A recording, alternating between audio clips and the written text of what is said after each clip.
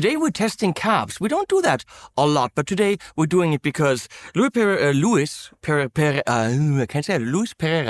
who I said before is from Belgium, but he's not.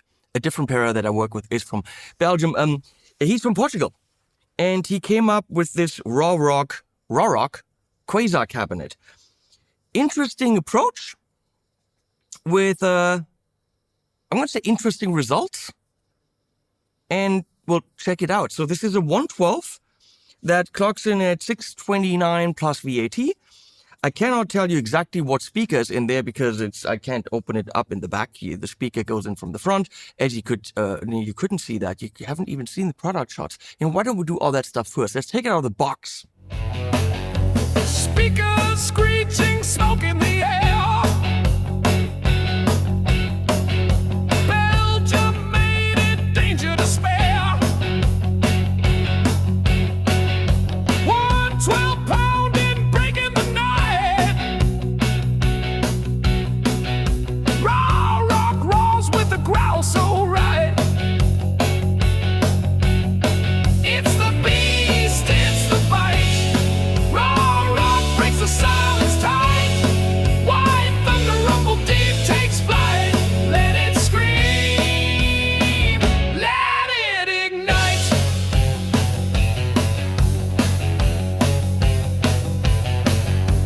Cabinet stands like a ghost in the storm.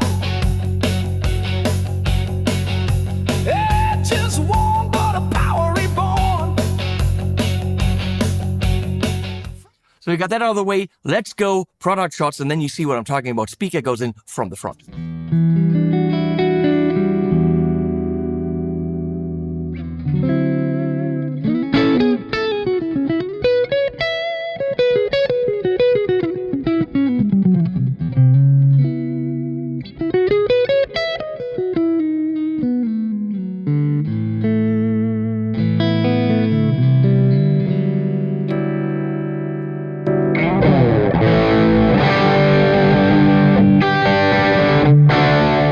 Now, likely the speaker goes in from the front because there is this bracing system in there. And the only way to show you is getting some screenshots from the website. And there's a lot of stuff about the physics of this cabinet, which is, a little bit special.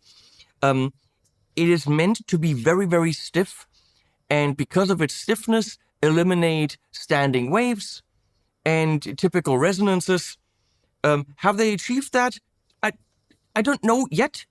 It has a very woolly, big sound, but some of the top end isn't quite there how I would like it. But that could also be the speaker that's used, which I don't know what it is. But you can, of course, equip it with whatever speaker you want. It is ported. So on the sides, there are these long ports for bass response. Never seen that kind of implementation. The front grille can come off if you take these 4 screws off, and then you can see the speaker and can also change it out. The front grille is a kind of cloth material, and you can kind of push that in a bit more than usual, but no front grille actually protects the speaker fully. Talking about protection, this is thinner material on the wooden sides, kind of pointy, but it is a very lightweight cap, which is why the thin leather handle, which is very stylish, easily holds it. I would argue that when it comes to roadworthiness, you want to take this with you, throw it in the car, in and out. It doesn't have toe legs, and it's white. So it will likely get scratched up. Toe legs is not just pretty, but it also protects the wood. And also, there are no corners on it. So if you bump it into something, which if you're gigging with it, you likely will, that could be an issue.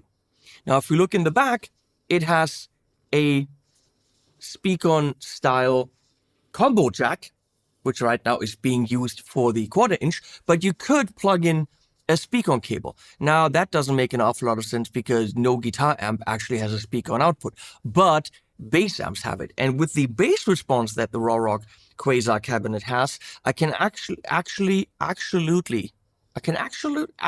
see it working great for bass because it's big in the bass, but it's missing some of that top end. And I would say like low mids are very pronounced as well. That's really what it is. Again, all the physical stuff I can't explain to you. Go on the website and check it out. That bracing system inside is making it very stiff, and that has the results that we're going to hear. We're going to hear it with everything that I can throw at a review. We're putting 2 mics in front of it, which is the Sennheiser MD421 Compact and an R92 from AEA. So that's a ribbon and a dynamic. Is exactly what you would do in the right positions. And then because it's a cab and we want to also hear it in the room, I'm mixing in probably quite a bit later on the AEA R88 Active, which is a big ass stereo ribbon mic for an amazing room sound. I can't really do more than that. We're going to start with clean sounds from the nicest clean sound that I know, which is the Tone King Imperial. And then we're going to swap out the module for something more high gain, playing this Shabbat Lynx. It's got humbucker, got a single coil. What else do you want? So, it is big. It sounds very big. I just did 2 other videos in here, one with the combo and one with the 212. And this sounds hefty, but low-end hefty. So, here we go.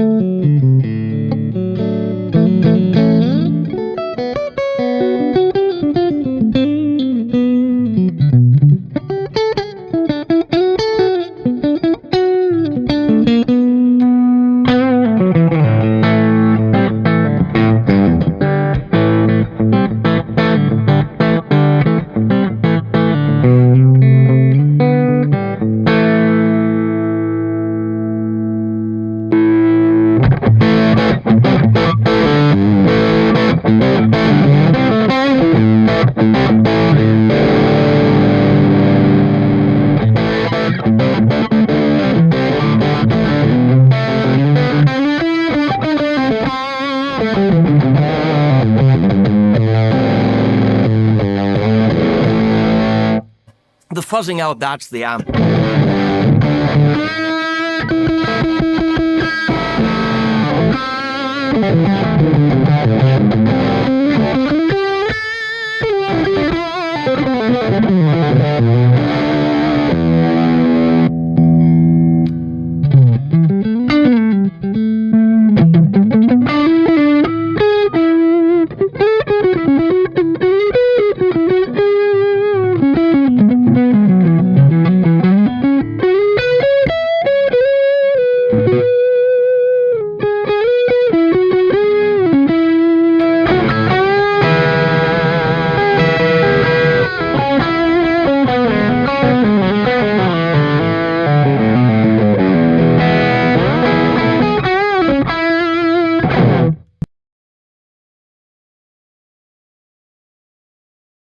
So now we got the Diesel Herbert module in there.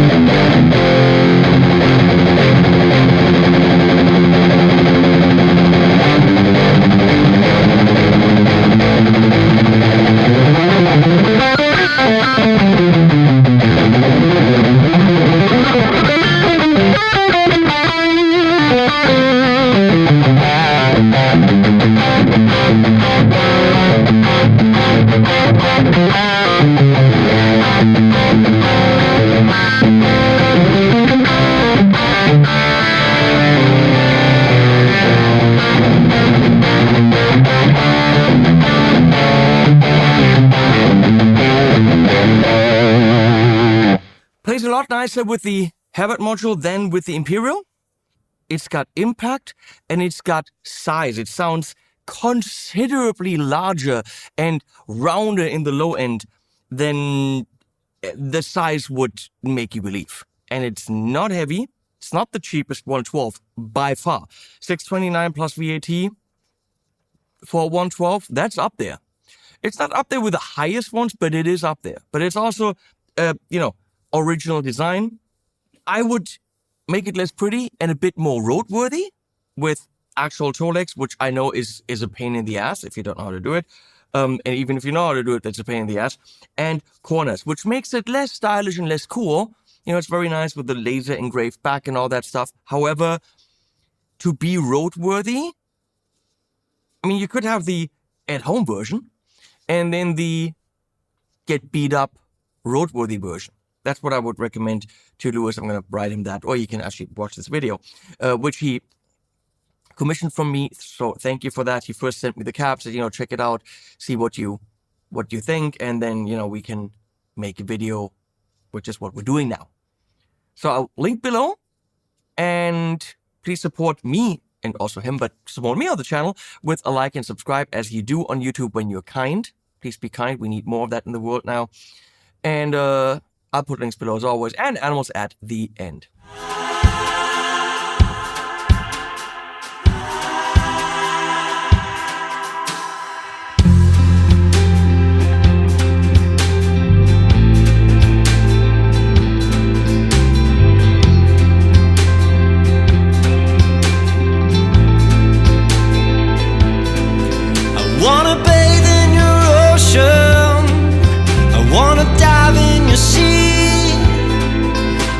And love from devotion when you stand so close to me.